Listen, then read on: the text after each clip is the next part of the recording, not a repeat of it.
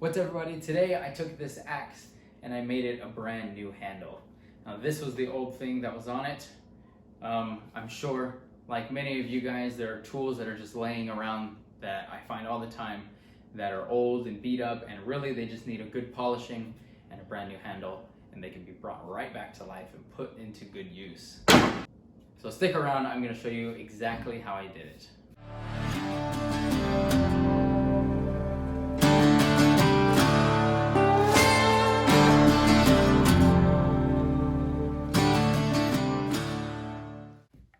Alright, so we have the board that we're going to use, and this is just 8-quarter ash. So we're going to make sure we have a part where the grain is more or less ported straight forward. You want the grain direction to be facing the head of your axe. That's just for stability and strength purposes. So let's actually see if we can get this off. And this nail just pops right out.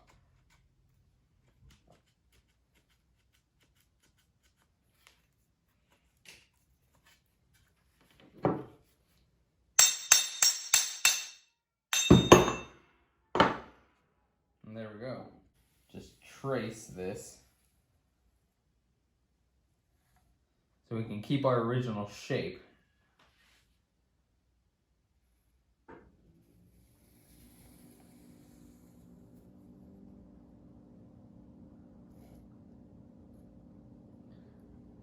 There we go.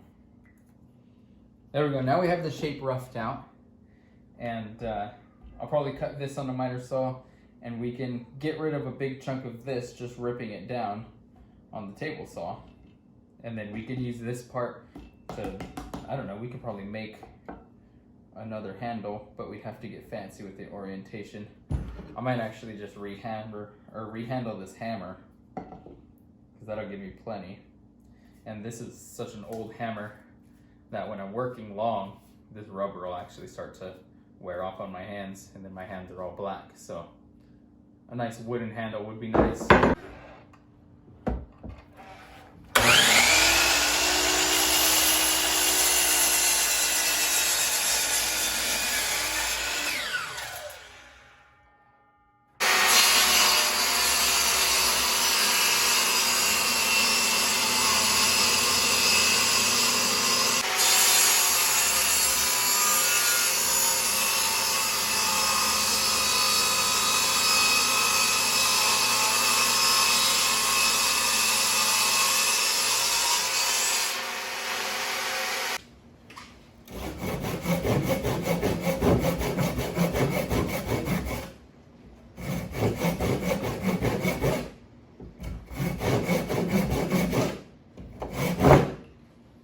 Alright, clearly this is going to take forever. So I'm going to get to this, and for you, I'm going to skip ahead. The gist is, I'm going to follow this line, not going all the way to it, just hanging above. I can always get it back down with the rasp later. But we'll cut these notches, and then we'll just break them off of there like that.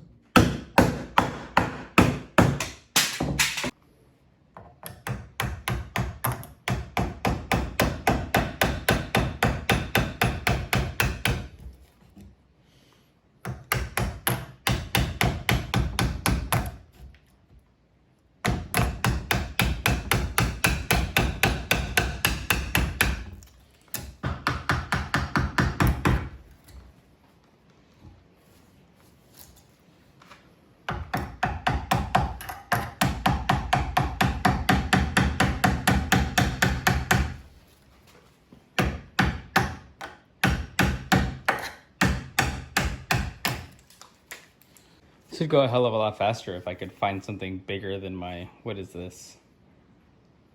1/4-inch chisel.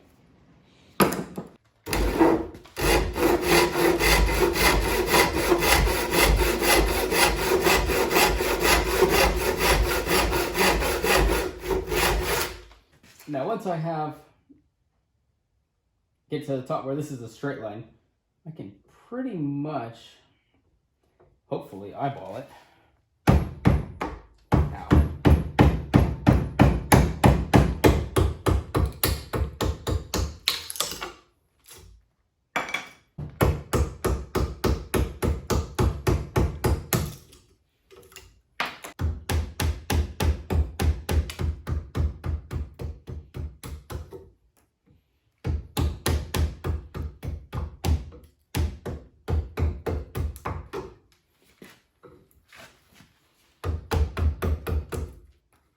And then I could take my chisel and I could start from here and work around the curve this way, and then come back and work around the curve this way. So this will make sure I'm not just dumping it from this and then chipping out a whole block here that is supposed to be there. So.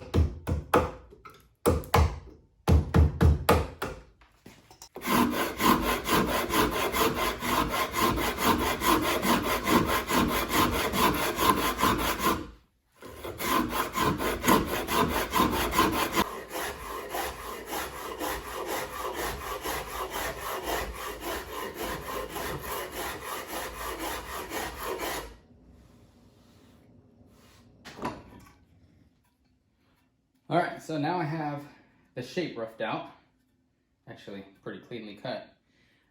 However, before I start rounding out these edges, I'm going to do something to just kind of style it up a little bit. We're going to take our hand plane and we're going to take a little bit off of the bottoms, kind of create like an accent down here. So let's head over to, I don't know, the other workbench and see what we can do.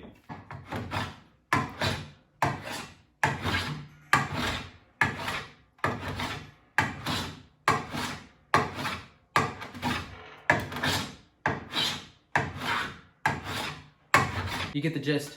We've got a tapered end here. We'll add some accents here, and then when we cut this out from here down, it'll be, I don't know, just fun to look at, I guess. I don't know. All right, now I've got this piece of, it's a type of walnut. I don't know exactly what kind, but I'll start shaving this down.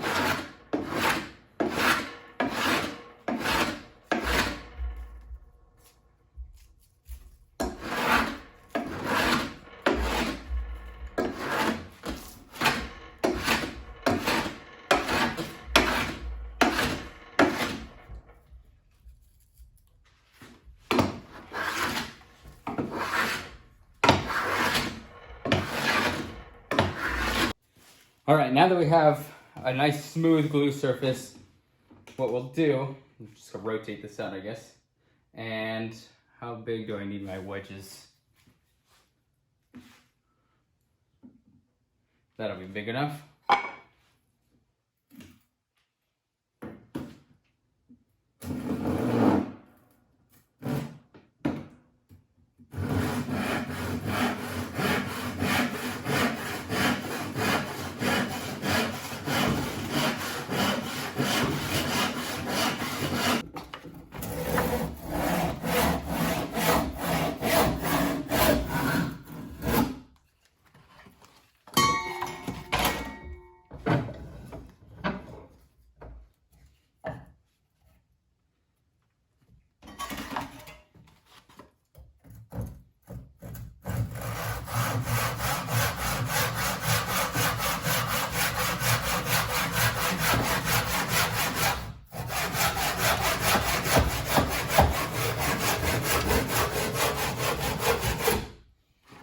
There we go. All right, now if I was smart, I would take this over to my glue station where when I drip glue on it, it doesn't actually screw me over. But I'm over here already, and I'm feeling particularly lazy.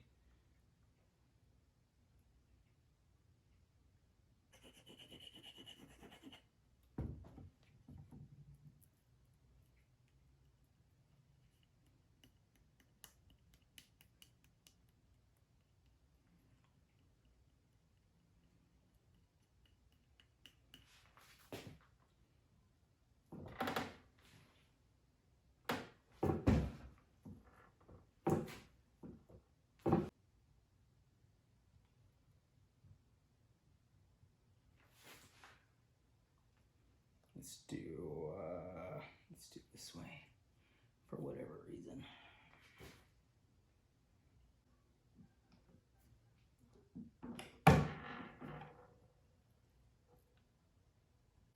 I have another one of these squeeze ones somewhere. But that's one of my dumb ideas. It's not being prepared when I'm ready to glue.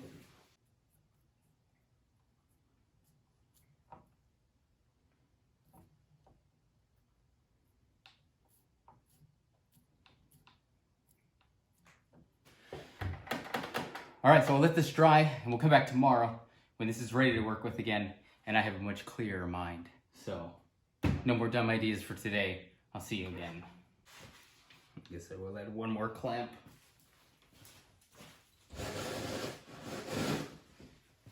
And I'm gonna have a good idea for once and put some of these underneath where it's dripping all over my plane. Oh, idiot.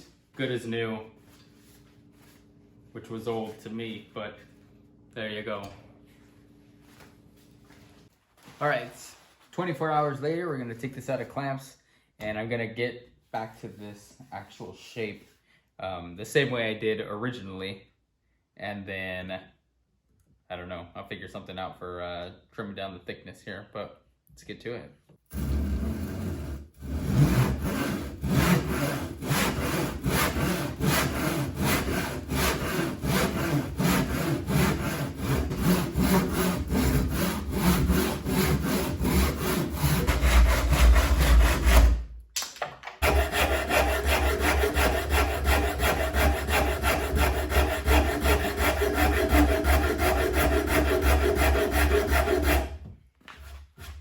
We got the shape down on the top and the bottoms. Now we got to work on the sides. And I think it's gonna look pretty nice. Nice little accent.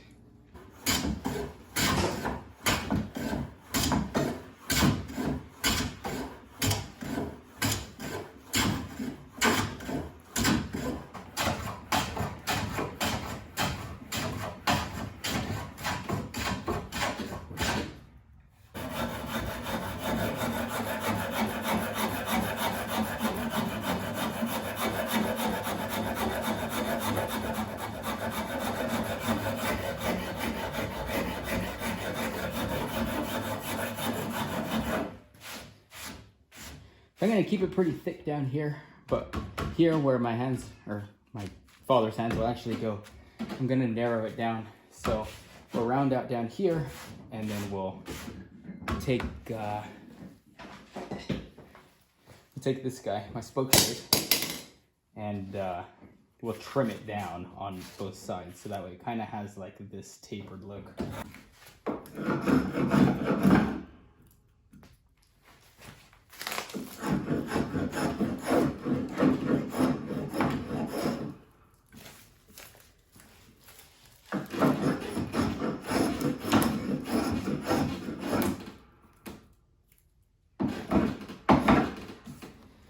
Work at this.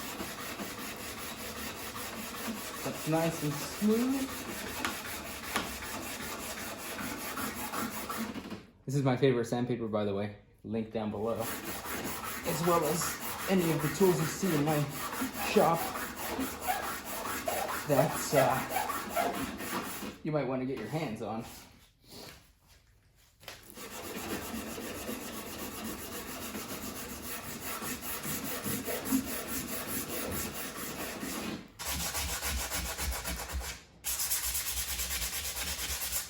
All right, now this is probably my favorite part, is I just have some WD-40 and make sure spray the surface, and then I'm using some, what is this, 80 grit sandpaper, and we'll just work away at that rust.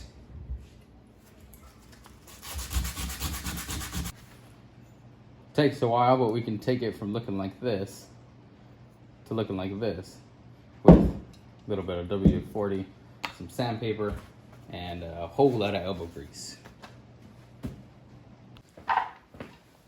All right, so we've got the axe head actually all cleaned up, and as you can see, this edge is dull as shit. So we've got a file here, And this is just gonna help us remove a good amount of material so that way we can rebuild that edge.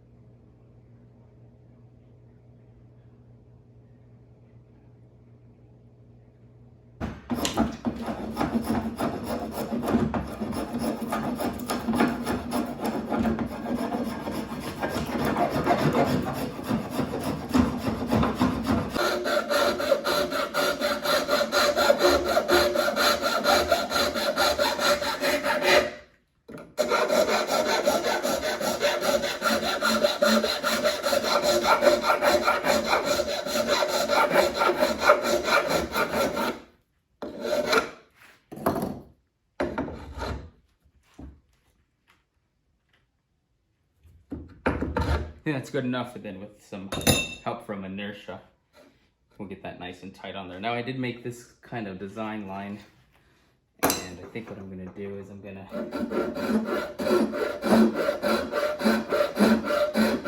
just make an angle here.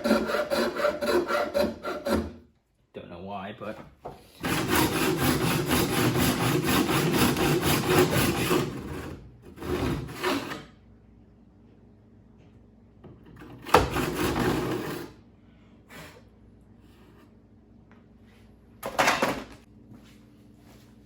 alright, now we're gonna set this. I don't have the wedge cut yet, but I don't think that really matters. Place it on, and where's my mallet? My soft one. Nevertheless.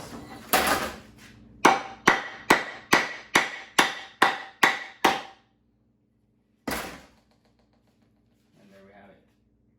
Beautiful axe. It's a little bit thicker and heavier than it was before, but maybe that'll add some weight behind it to help cut some wood. So look at that. Very nice. Let's get the wedge in, and we'll add some oil.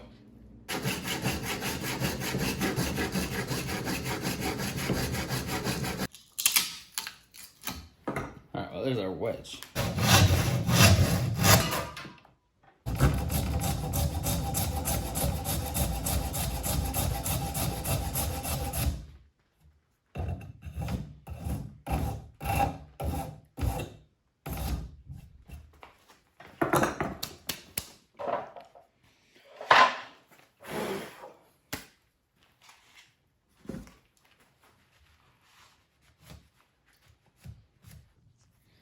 Alright, so now we are at the best part of any project, and that is applying your finish or your oil. Now, when I'm applying any oils like Danish oil, this is one of the many oils that will spontaneously combust if you dispose of it improperly at the very end. I use gloves, and I'll show you why. What I do is I will just saturate a rag. I did give it a shake beforehand, so I'm just gonna give it a small little shake to refresh.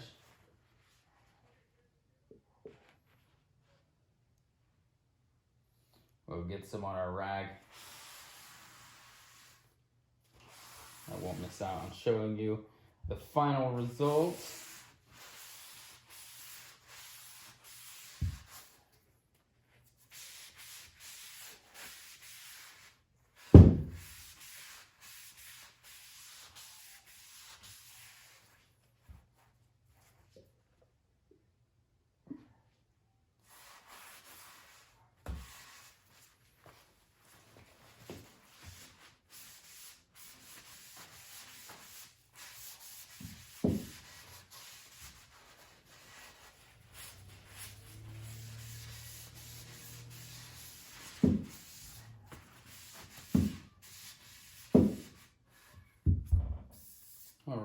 look at that. A beautiful axe. The handle came out absolutely amazing. I'm loving it. That looks freaking cool.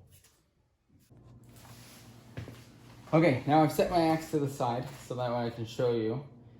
As far as the rag goes, let's seal this up. Kind of wipe off any excess that's on here. And what I'll do is, this is covered in oil. If I just throw this away, there's a chance that this will catch on fire and everything that I've built in here is kaput, and you guys have to watch the same videos over and over again because I have to rebuild it all. And nobody wants that. So I have a bucket that I have a little bit of water in because I was using it for my whetstone. I'll just dunk this so that way it is nice and saturated with water, and then I will fold my gloves in on itself. I'll twist it here and then do the same thing. I'll twist it again.